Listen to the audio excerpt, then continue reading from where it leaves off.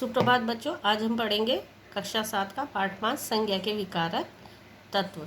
तो बच्चों, आप पिछली कक्षा में पढ़ चुके हैं कि हिंदी भाषा में विकार के आधार पर शब्द निम्नलिखित दो प्रकार के होते हैं, विकारी शब्द और अविकारी शब्द। विकारी शब्द वे होते हैं जिनका रूप परिवर्तित होता रहता है, मतलब उनमें बदलाव आता रहता है। यह परिवर्तन 3 कारण से होता है, लिंग, वचन और कारक। अविकारी शब्दों में कोई परिवर्तन नहीं होता। तो 3 प्रकार से परिवर्तन होता है, लिंग के कारण, वचन के कारण और कारक के कारण। तो सबसे पहले हम पढ़ेंगे लिंग। लिंग शब्द अंग्रेजी शब्द जेंडर के लिए प्रयोग होता है। लिंग शब्द का अर्थ है चिन्ह या पहचान का साधन। शब्द के जिस रूप से यह पता चले कि वह पुरुष जाति का है तो या स्त्री जाति का, उसे लिंग कहते हैं। तो लिंग के भेद कितने हैं? स्त्रीलिंग और पुल्लिंग, 2 भेद होते हैं लिंग के। तो पुल्लिंग जाति जरा हम देखते हैं। पुरुष जाति का बोध कराने वाले पुल्लिंग कहलाते हैं और स्त्री जाति का बोध कराने वाले स्त्रीलिंग कहलाते हैं। तो पुल्लिंग के उदाहरण जरा हम देखते हैं। आदमी, लड़का, पंडित, कवि, सम्राट, बछड़ा, मामा, दादा, नाना, ये सब है पुल्लिंग के उदाहरण। औरत, लड़की, पंडिताइन, कवित्री, सामग्री, बचिया, मामी, ये सब है स्त्रीलिंग के उदाहरण।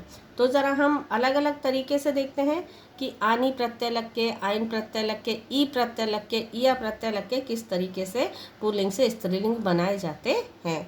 जैसे जेठ का जेठानी, नौकर का नौकरानी, भव का भवानी, रुद्र का रुद्राणी, क्षत्रिय का छत्राणी।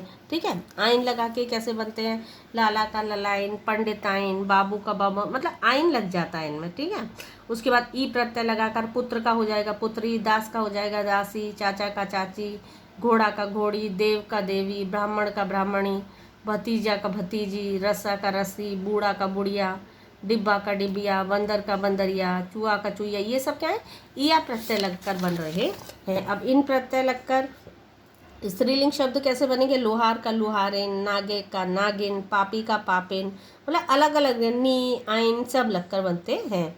नी प्रत्यय से बनने वाले शेर का शेरनी, जाट का जाटनी, सिंह का सिंगनी, भील का भीलनी। अब इन्हीं प्रत्यय से बनने वाले शब्द हैं स्त्रीलिंग शब्द, जैसे कि स्वामी का स्वामिनी, अभिमान का अभिमानिनी, आज्ञाकारिणी का आज्ञाकारिणी, हितकारी का हितकारिणी, तपस्वी का तपस्विनी।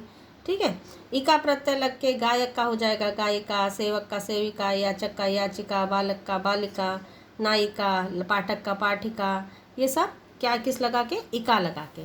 अब जिन शब्दों के अंत में वान मान आते हैं, श्रीमान का हो जाएगा श्रीमती, धनवान का धनवती, भगवान का भगवती, ये सब क्या है?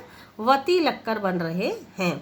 अब 10वां है हमारा आ प्रत्यय जोड़कर, छात्र का छात्रा, अध्यक्ष का अध्यक्षा, अनुज का अनुजा, भवदिया का भवदिया, प्रिय का प्रिया। ठीक है, अब कुछ तत्सम शब्द भी होते हैं, दो ता को त्री करने से नेता का नेत्री हो जाएगा, वक्ता का वक्त्री हो जाएगा, रचयिता का रचयित्री, कर्ता का कर्त्री, दाता का दात्री, अभिनेता का अभिनेत्री, प्रबंधकर्ता का प्रबंधकर्त्री।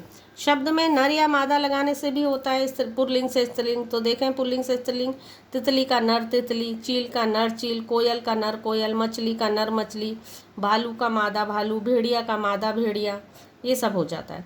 कुछ शब्द ऐसे भी होते हैं जिनके रूप परिवर्तन के कारण पूरे बदल जाते हैं, जैसे कि हुआ हमारा साधव का साध्वी, भाई का भाभी, पिता का माता, बैल का गाय, विद्वान का विदुषी, वर का वधू, वीर का वीरांगना, पुरुष का स्त्री, बादशाह का बेगम, कवि का कवित्री, नर का मादा, फूफा का बुआ, ससुर का सास, विधुर का विधवा। तो ठीक है, ये सब हमारे क्या हो गए? लिंग। लिंग परिवर्तन हम कैसे करते हैं, स्त्रीलिंग से पुल्लिंग में कैसे बदलते हैं। अब हमारा नेक्स्ट आया टॉपिक, हमारा आया वचन। हाँ, तो वचन क्या है? शब्द के जिस रूप से उसके एक या अनेक होने का बोध हो उसे कहते हैं हम वचन। वचन 2 प्रकार के होते हैं, एक वचन और बहुवचन। वचन का बोध हमें किससे होता है? संख्या से होता है। तो परिभाषा जरा देखते हैं। शब्द के जिस रूप से उसके एक या अनेक होने का बोध हो वो वचन कहलाता है। वचन 2 प्रकार के होते हैं, एक वचन और बहुवचन। शब्द के जिस रूप से एक चीज़ का बोध हो एक वचन और बहुत सारी चीज़ों का बोध हो तो बहुवचन। उदाहरण के लिए जैसे कि लड़की, माला, कलम, नदी। अब इन्हीं का बहुवचन हम बना लेते हैं, जैसे नीचे लड़कियां, मालाएं, कलमें, नदियां आदि। जैसे कि जिस प्रकार की नियम उसमें थे लिंग में, ऐसे ही अब वचन में भी है। ए प्रत्यय जोड़ के, ए जोड़ के, अकारा तो कमा, जैसे कि घड़ा का घड़े, कौवा का कौवे, रुपया का रुपये, लोटा का लोटे, चना का चने, तोता का तोते। ठीक है, ऐसे किताब का किताबें, ए लग रहा है ना इसमें।